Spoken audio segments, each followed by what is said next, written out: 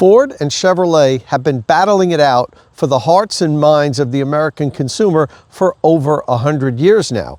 And it can be said that together they form the backbone of the American automobile industry. But times are changing. The industry is transitioning from combustion vehicles to electric vehicles. And questions remain on whether or not these companies are going to be able to keep up with some of the new startups that are entering this field. Now, we're not going to settle those questions here today, but what we are going to do is compare the first all-electric pickup trucks that both companies are offering. To my left, I have a 2022 Ford F-150 Lightning Lariat, and to my right, a 2024 Chevrolet Silverado EV RST First Edition. I'm going to compare the features of both of these vehicles to see which company is putting out the best electric truck. Let's get into it.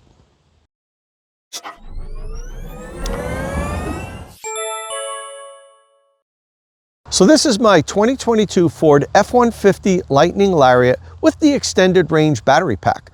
I've owned it for 27 months now, and I have about 27,000 miles on it. I am extremely happy with this truck. Quite honestly, I've owned 11 different electric vehicles over the past 14 years that I've been driving electric vehicles. And this is probably my favorite one. That's how much I like it. I can't imagine wanting another electric pickup truck over this. In fact, recently I rented a Tesla Cybertruck for a while so I could see if that lured me away from the Lightning. And after driving it a few days, I put out a full comparison video of the two, but I decided that I was going to forego my Cybertruck reservation. I had a reservation on a Cybertruck just in case I liked it, but I decided that the Lightning was a better fit for me, and I got my refund for my deposit, and I kept my Lightning.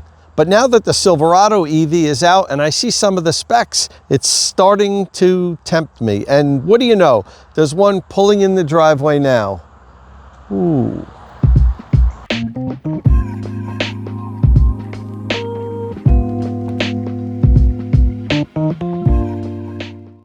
All right, well, here she is, and I have to tell you, first impressions, it's looking pretty good. I do like the avalanche style rear of the truck. I like those 24-inch massive wheels. They look good. It's such a big vehicle. It kind of sits well on those 24-inch wheels. And I gotta admit, that 200 plus kilowatt hour battery pack is something that I'm a little envious of. I also kind of like the light bar here. The Lightning has a light bar, but it also has an integrated illuminated Chevy emblem. You can order illuminated Ford emblem on the front, but that's additional. It doesn't come with the truck. This comes with the RST, which is a pretty cool feature. All right, so there are a lot of things to like about the Silverado, but once I really start looking feature to feature, will I like it more than my Lightning? That's what I'm going to hopefully find out here today. So first, let's take a look at the price of the two trucks.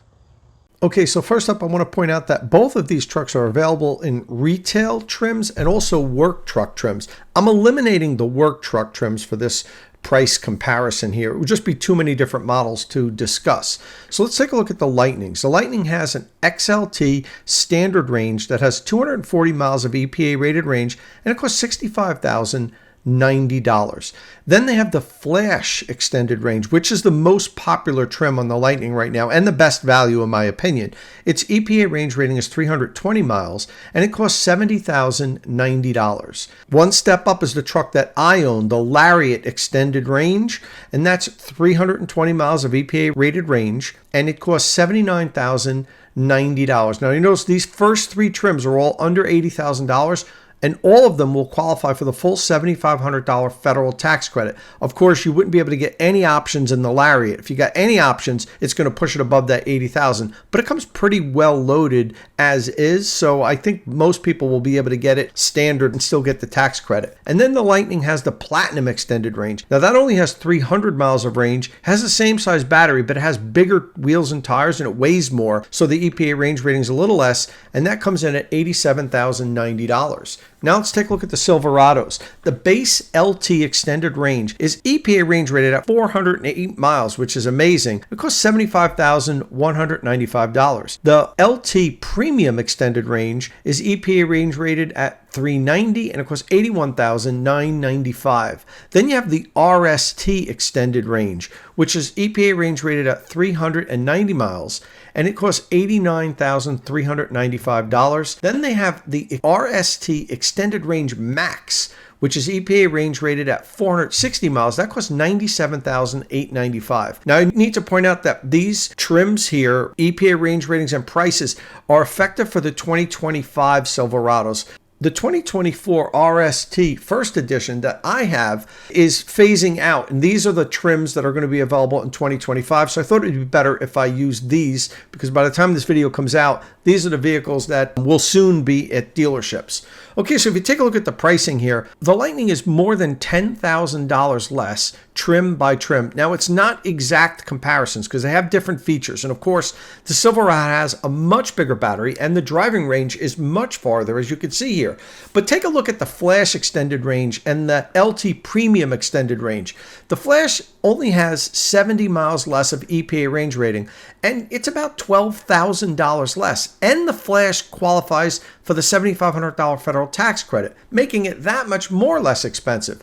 Now, the Silverado will work for a lot more people with the longer range it has, but if you don't need the range, and many people do not need that extra range, the Lightning is just flat out a better deal cost-wise. So in the cost category here, sheerly based on price, I have to give the win to the Lightning.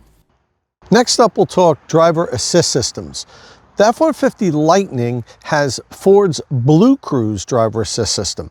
It's a hands-free system that works very well. I use it every time I go on a long highway trip. But it is dependent on the roads being mapped. So is GM Super Cruise system. You have to be on pre-mapped roads. It doesn't work like, say, Tesla's full self-driving, where the vehicle itself maps out the road. These systems rely on the roads being pre-mapped. However, I have found that most all the highways in this area are pre-mapped. So very rarely does it tell me that it's not available on this highway because it doesn't have the mapping information. Now, the difference between the two systems is the Ford system doesn't have automatic lane change. Ford does offer it for the Mustang Mach-E, but they haven't given it to the Lightning yet. They say it's coming soon, but they've been telling me that for months now. So the Ford F-150 Lightning does have hands-free Blue Cruise, but it doesn't have automatic lane change. As for the Silverado EV, it has hands-free Super Cruise with automatic lane change. And you can set the automatic lane change to operate two ways. You can allow the vehicle to decide when it's going to make a lane change. Say, for instance, you have the speed set to 75 miles an hour and you're driving along and you're approaching a slower moving vehicle in your lane. The truck will automatically put the blinker on, wait till there's an opening, get into the left lane, pass the vehicle, put the right blinker on, and then go back in front of the vehicle. And you could also set it so that it won't do that on its own, but it'll do an automatic lane change when you put the blinker on. Personally, I prefer it that way. I think that the system is a little lane change happy when you leave it up to itself, and it kind of makes lane changes when I don't think is necessary. And I know that not just from driving the Silverado, but I own a Chevy Equinox EV, and it has the same hands-free Super Cruise system with automatic lane change. And I found it a little bit annoying that it makes too many lane changes, but I'm not going to hold that against it because you can set it so that it only makes the lane change when you put the blinker on. So the fact that the Super Cruise system has automatic lane change and the Blue Cruise system doesn't for the Lightning, I've got to give the win to Chevy's Super Cruise. Next up, let's talk power. And to be quite honest, both of these trucks have more power than they have any right to. So let's take a look at the numbers. We'll start off with the Ford F-150 Lightning. It has 580 horsepower, 775 pound-feet of torque. It goes 0 to 60 in slightly under 4 seconds. The Silverado has 754 horsepower and 785 pound-feet of torque, but that's in the wide open watts mode. When you're driving in the normal driving mode, the torque lowers down to 615 pound-feet of torque. And in that mode, the normal driving mode, it goes 0 to 60 in 5.8 seconds. When you press the wide open watts button and put it into the wow mode,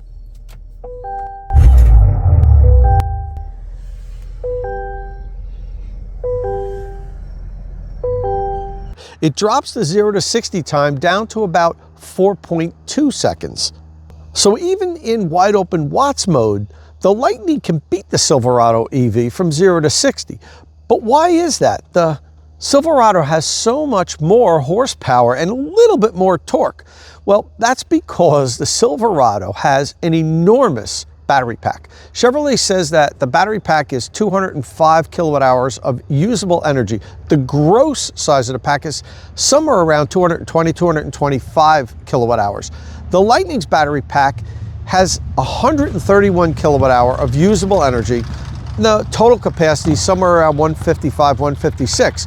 Well, I'm telling you this because that makes a huge difference in the weight of the vehicles. The batteries are the heaviest component of an electric vehicle. The Silverado EV weighs 9,000 pounds, and the Lightning right here weighs 6,800 pounds. The vehicles are basically the same size.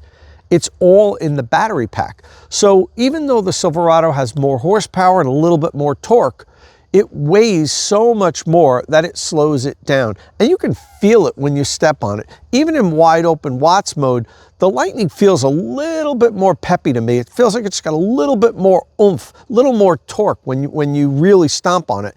And there's another thing in wide open Watts mode that I'm not thrilled with the Silverado. It's got a tremendous amount of torque steer.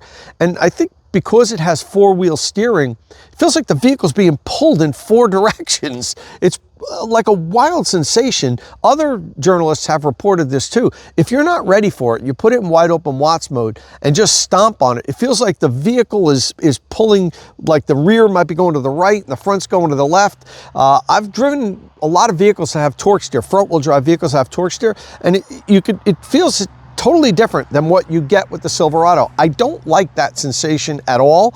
And if you're not ready for it, it can actually be dangerous. You can actually pull over into another lane if you really stomp on it and you're not holding the steering wheel strongly. So the combination of the fact that I don't like the torque steer of the Silverado and the Lightning is just flat out faster than it, I have to give the win to the Lightning in the power department.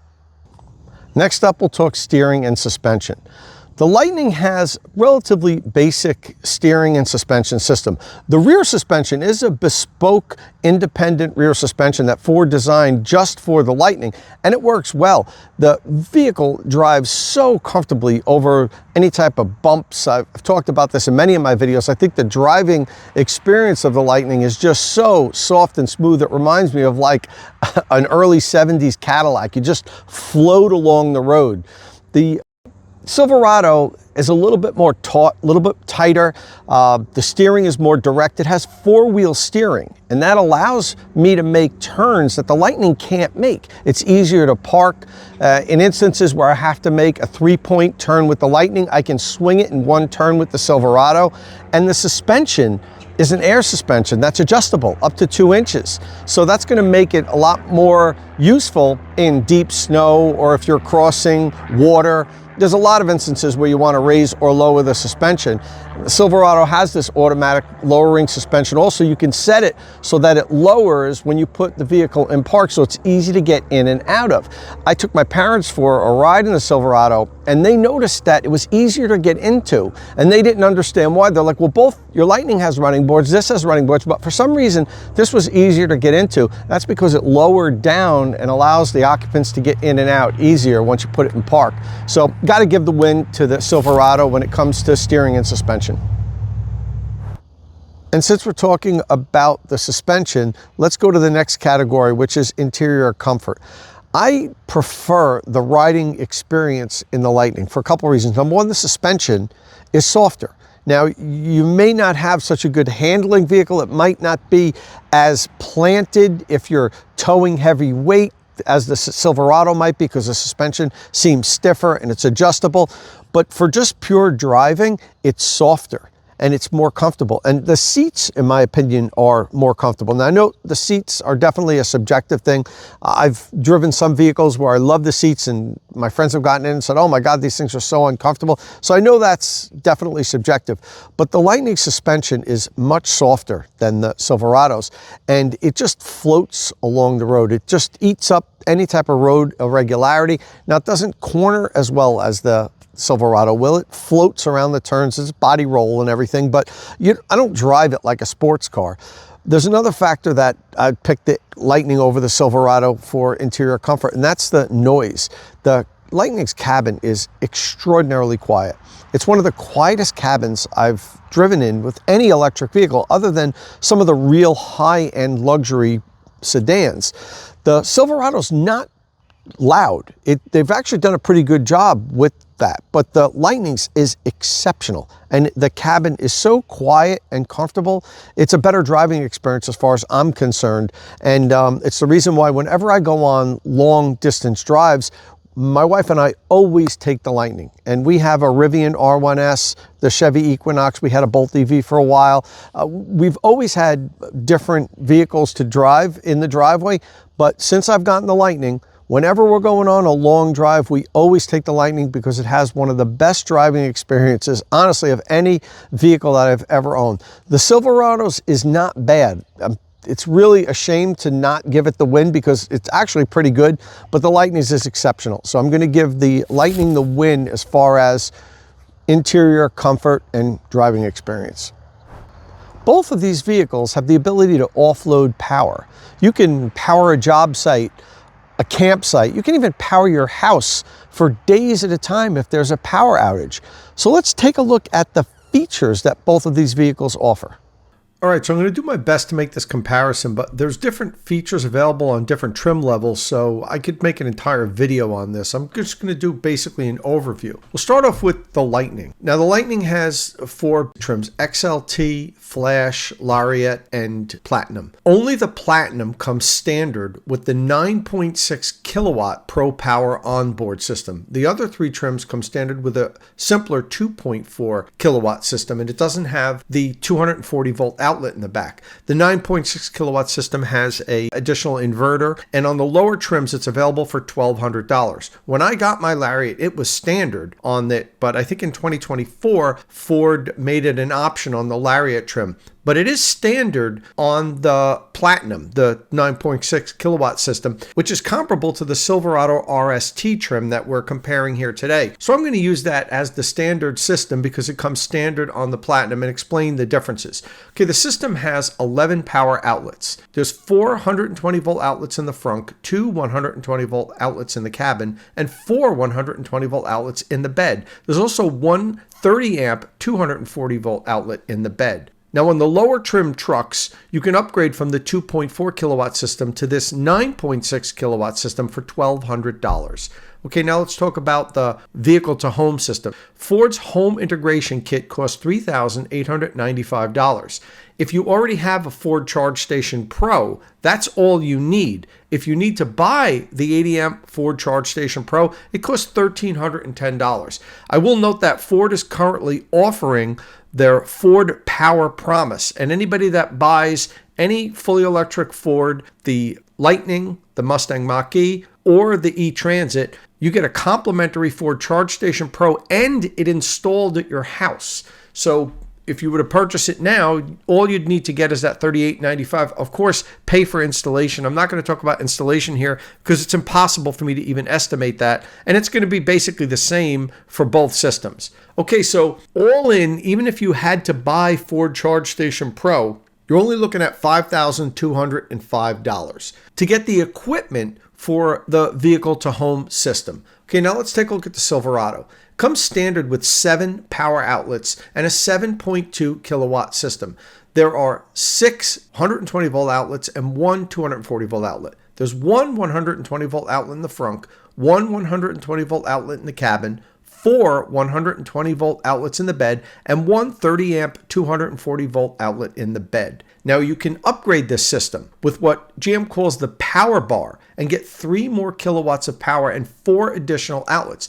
I had the opportunity to play around with one of these optional power bars. It plugs into the charging inlet in the back of the Silverado, and you can configure those outlets basically to any outlet configuration that you want. And with this optional power bar, the system now has 10.2 kilowatts of power, which is slightly more than what the Lightning offers. GM's vehicle to home system is called the GM Energy V2H Enablement Kit. That costs $57 $3,600. If you need to buy the bidirectional charger that's required for the system, that's the GM Energy Power Shift charger, that costs an additional $1,699. So the system all in is $7,299, which is about $2,100 more than what the Ford system costs. So you could get Ford system, and let's say you had a lower trim with the 2.4 kilowatt Pro Power onboard, get the additional inverter to have 9.6 kilowatts of power, pay the $1,200, and it would still cost less than the GM system. So while the Silverado can put out a little bit more power than the Lightning, I'm going to give the win to the Lightning here because it comes standard with more outlets, and its home integration kit costs a lot less than what Chevrolet charges for theirs. And these are pickup trucks, so let's take a look at the payload and towing capabilities of both. Okay, so first let's take a look at the Lightning, and I do want to qualify this, that's saying depending on how you outfit the truck and what options you get, the towing and payload capacity can be slightly less than these numbers. These are the max numbers. XLT trim, a 5,000 pounds max towing standard. You can bump that up to 7,700 pounds with the max towing and max trailer tow package. For the Flash and Lariat, it comes standard with 7,700 max towing, and you can up it to 10,000 pounds with that extra option package. Platinum comes standard with 8,500 pounds max towing, and that's because the max trailer tow package is included. The Platinum weighs more, and that's why the towing capacity is less. And as for payload, it's anywhere between 1,800 and 2,000 pounds max payload, depending on how you outfit your Lightning and what trim it is. Now, for the Silverado, it makes it a little bit easier. That's because for this model year, 2024, we only have the RST First Edition, and I only have the information on that model. And that offers 10,000 pounds max towing and 1,750 pounds max payload. And while the Lightning has slightly better payload numbers, you have to give the win to the Silverado here. And that's really because of how big its battery is and how long its driving range is. The Silverado is going to be much more capable to haul and tow heavy items long distances than the Lightning will be able to. Now, quite honestly, if you really tow heavy items many hundreds of miles frequently, you're probably better in a combustion vehicle, because even with the Silverado's long range, if you have to stop and charge along the way, it can be very inconvenient. Imagine pulling a trailer. How are you going to pull up to the charging station? We need pull-through charging stations here in the US in order for towing long distance with electric trucks really to be convenient, because it's going to be very difficult to get the plug to the vehicle if you have a big long trailer. So as big of an electric vehicle enthusiast I am, these trucks are extraordinarily capable in pretty much every field except for long distance towing. But if you are bent on getting an electric truck and you do need to tow heavy items long distances, you got to go with the Silverado because it's much more capable. Next up, let's talk about the panoramic glass roof. Both vehicles have a beautiful panoramic glass roof that opens up the whole cabin. It actually makes the cabins feel even more spacious than what they are, and they're spacious to begin with.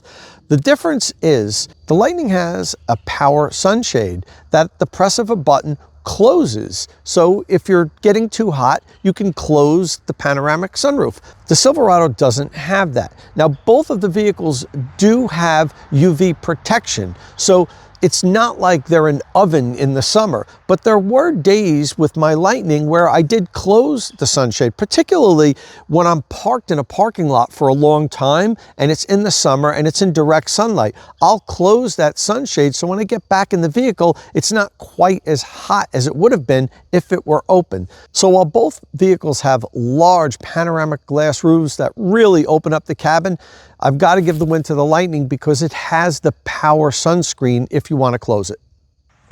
Another very important feature of any electric vehicle is its regenerative braking system.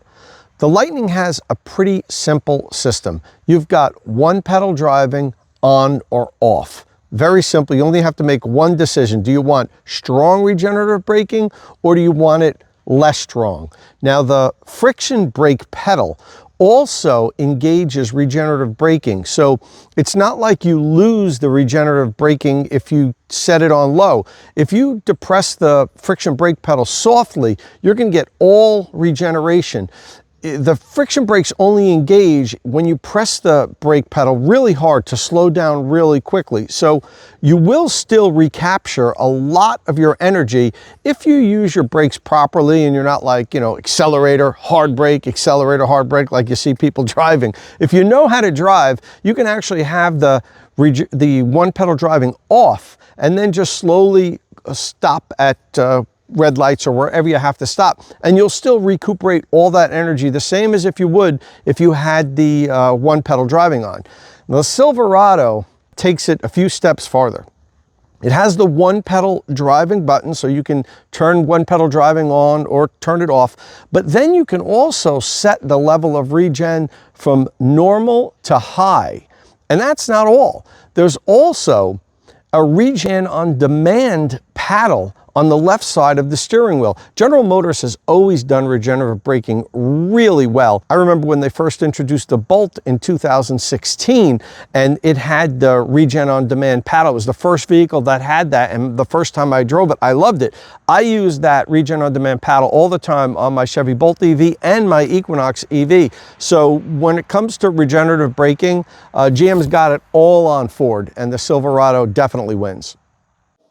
State of Charge is powered by Qmerit. After I've helped you decide which electric vehicle charging equipment you're going to buy, follow the link in the description of my videos and let the EV charging installation professionals at Qmerit install it. The next category is the bed and tailgate. The F-150 Lightning's bed is 5 feet 5 inches and it can hold 52.8 cubic feet of cargo. The Silverado's bed is 6 inches longer. It's 5 feet 11 inches, and it can hold 57.7 cubic feet of cargo. But that's not where it ends. The Silverado has what they call a multi-flex midgate with pass-through, and that allows you to fold down the rear seats, open up the midgate, and now you can stretch cargo up to 10 feet 10 inches and still have it within the bed and the open tailgate. The Silverado's tailgate is also called the multi-flex tailgate, which opens up separately to produce a step. Now the Lightning also has a step which you pull out, and it also has a handle which makes getting in and out of the bed very easy.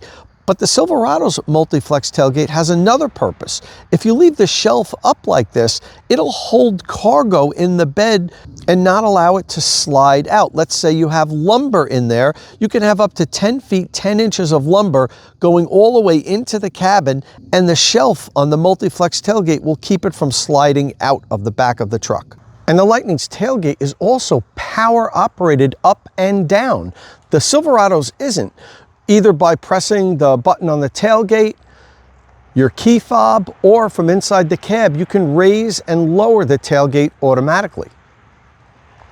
So this one's easy to score. You got to give the Silverado the win here. It's got a bigger bed even if you don't open up the midgate, but once you open up the midgate, it's a slam dunk. Silverado gets the win for the bed and tailgate.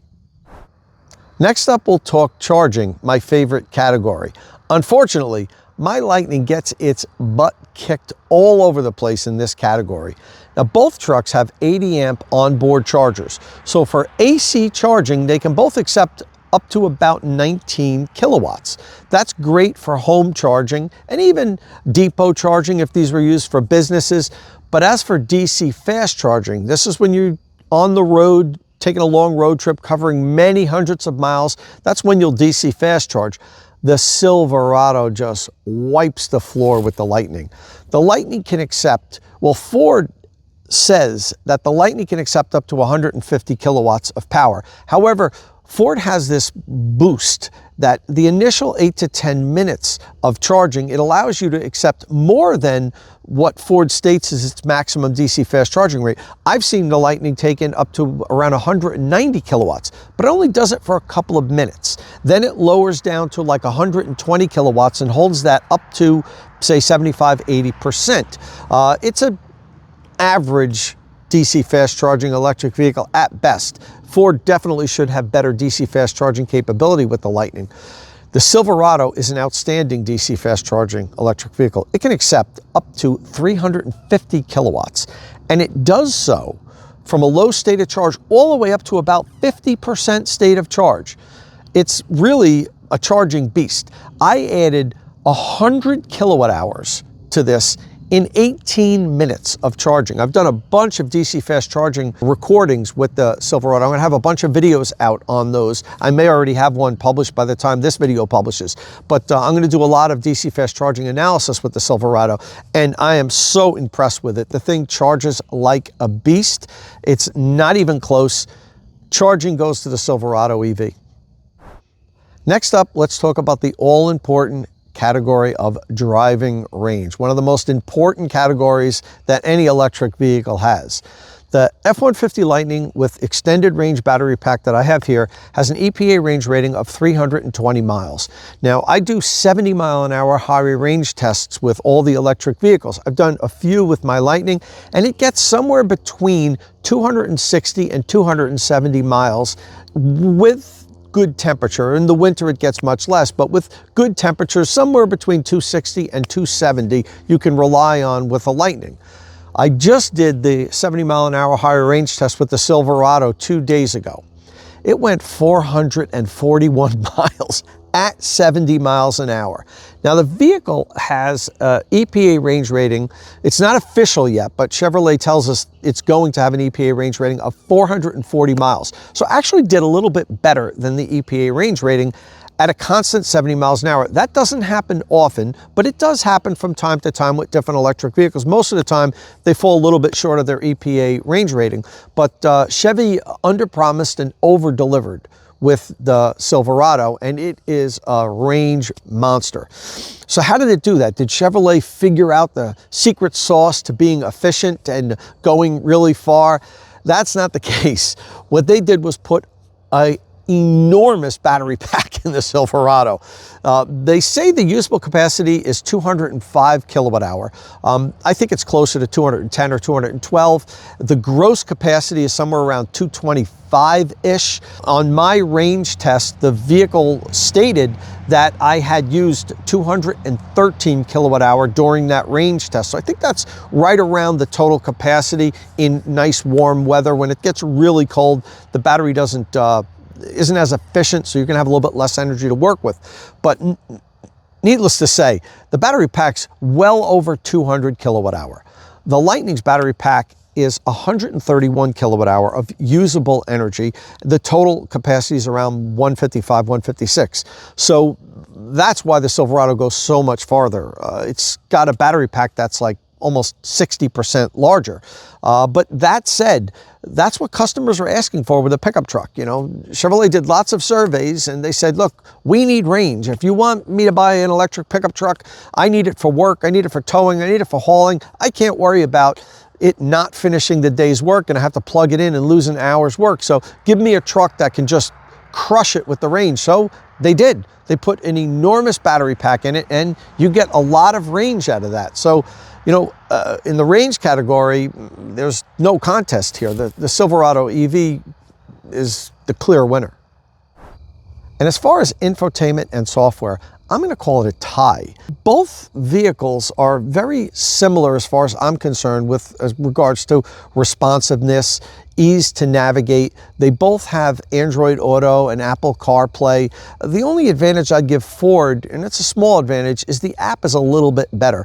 I don't love the Ford app, but I really don't like the My Chevrolet app. It takes forever to update, and it drives me crazy with my Equinox EV and my Bolt EV. Both of them, you know, you got to sit there and wait like 10 or 15 seconds for the app to update all the time, and sometimes it takes even longer than that. Both of these companies need to learn from the startups like Rivian and Tesla as far as how to develop a good app, and even the in-vehicle infotainment systems.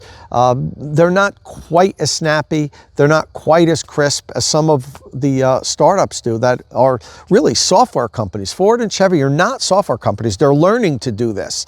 And there's going to be a little bit of a learning curve. So neither system is great. Neither system has a big advantage over the other one, so I don't think it would be fair for me to give either one the win. That category is going to be a tie. And finally, let's talk Frunks. The Lightning has a decided advantage here. The Lightning's frunk is 14.1 cubic feet, while the Silverado's is 10.7. So it's really not close. If you follow my channel at all, you'll hear me bragging about the mega power frunk on the Lightning all the time. I use it for everything. That thing just swallows up whatever I want to put in it. The Silverado's is really hampered by these large sidewalls here that for some reason Chevrolet couldn't engineer it to be wider. It goes just as deep, but the width isn't quite as much. So you're not going to be able to hold nearly as much in the Silverado as you can in the Lightning. And quite honestly, the Mega Power frunk in the Lightning is one of my favorite features of the truck. I use it all the time. I wouldn't want it to be any smaller than that because it's so functional. I want it to be bigger, but it's big enough for pretty much everything that I need it to do, but I definitely wouldn't want it to be smaller. It's one of the things that kind of made the Cybertruck a non-starter for me because the Cybertruck has a tiny little frunk. You could barely fit a set of golf clubs in there, and for work, it's useless. I use this to work a lot, and I fill this thing up with power tools, bags of stone, cement, mulch, all that stuff. It's so much easier to load in the front than it is in the back. And I love the low loading height that both the Silverado and the Lightning have as compared to, say, a Rivian where you have to lift everything up over the front grille. Both of these have the nice waist-high loading, and it's easy to load stuff in there. But the Lightning's going to win because it's much bigger and more functional. Okay, so the Silverado ends up winning 7 categories to 6, with 1 being a tie. But was it really that close? Probably not. And that's because you can't weigh all of the categories that I mentioned here today the same. Should I say that, well, because the Lightning has a sunscreen for the glass roof, that negates the fact that the Silverado can drive, you know, like 150 miles further at highway speeds? Of course not. But will I sell my Lightning to buy a Silverado? I'm not going to do that. And it's not because I don't think the Silverado is a better electric truck. I have the Lightning now. It suits my needs perfectly. Quite honestly, I don't need the extra range, and I don't need the extra utility of the big bed with the midgate of the Silverado.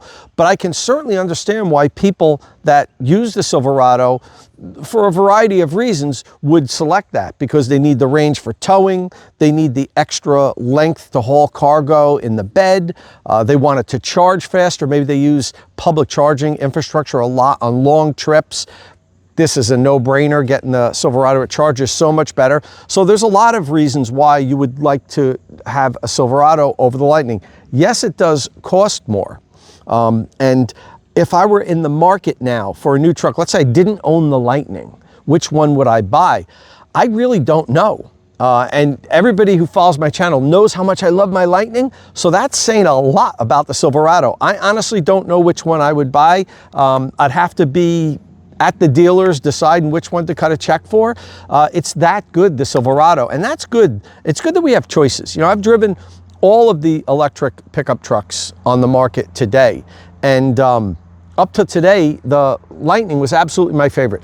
I love the Rivian R1T for what it is. It's the best adventure vehicle that there is as far as electric pickup trucks. If you are an outdoorsman and you want to go overlanding and crossing streams and camping and things like that, I think the R1T is the truck for you.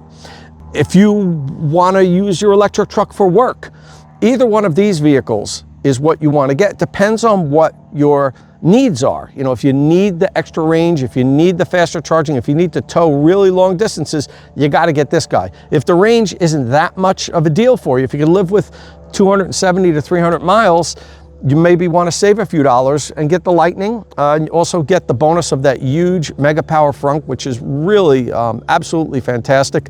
The Lightning, as I mentioned, also has a softer driving experience, a quieter cabin. So you get some advantages there, but choices are good. And you also have the Tesla Cybertruck if you want everybody to stare at you everywhere you go, which will happen with the Cybertruck. I suppose eventually that's going to go away, but for now, if you want attention, go get yourself a Cybertruck. Trust me, you'll get it. When I rented one, it was like I was almost causing accidents driving around. But it's good that we have these 4 electric trucks that all have individual personalities. I would probably say the Silverado and the Lightning are the closest that match. The Cybertruck's out there in left field. The Rivian is, really for adventurous people that want to go overlanding, camping, stuff like that. It's a great vehicle for that. But for work, these 2 guys are the best. It just depends what your individual needs are, and choices are good. We almost have the whole electric truck market covered now. We just need to get maybe a small pickup truck that costs less, that's fully electric, and then I think we have this segment covered. Now, America loves pickup trucks, and I've been in this electric vehicle business for 14, 15 years now. I've always said, we haven't gotten there yet until we have electric pickup trucks. Well, we've got 4 of them now here in the US. So we're getting there. We just need a less expensive one, maybe a smaller, Maverick size, fully electric truck. Ford, you're listening? And I think we'll be in good shape. Well, I hope this video helped you decide which one of these 2 electric pickup trucks is right for you. If you have any questions, please leave them in the comment section below. And if this is your first time here at State of Charge, please hit that subscribe button and ring the notification bell so you don't miss any upcoming electric vehicle news and reviews. And as always, thanks for watching.